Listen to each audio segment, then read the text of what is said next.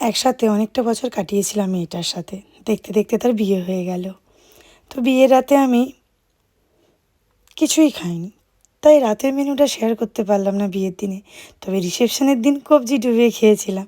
তো তারই এই যে পরপর একটার পর একটা আসছে, আমি একটা একটা করে বাইট দিচ্ছি। প্রত্যেকটা রান্না সুন্দর হয়েছিল, তবে খুব একটা বেশি খেতে পারি না, তো তার জন্য অল্প মতোই খেয়েছিলাম। স্যালাড, বেগুনি, বাসন্তী পোলাও, পনির, চানা, তারপরে ঝুরঝুরে আলু ভাজা, লেবু, গরম গরম ভাত, মুগমোহন, দারুণ। এগুলো দিয়ে খাচ্ছিলাম, খুব সুন্দর হয়েছিল। তারপরে আসছে এই যে পটল চিংড়ি, যেটা দুর্দান্ত হয়েছিল। ছেলে খাচ্ছে মটন, যেহেতু আমি মাংস খাই না, তো আমি মাংসটা নিইনি। আর ঘুরে আর মাছ নিতে ইচ্ছে করলো না, তাই আর নিইনি। তো আমি বসেছিলাম, ওরা খাচ্ছিল।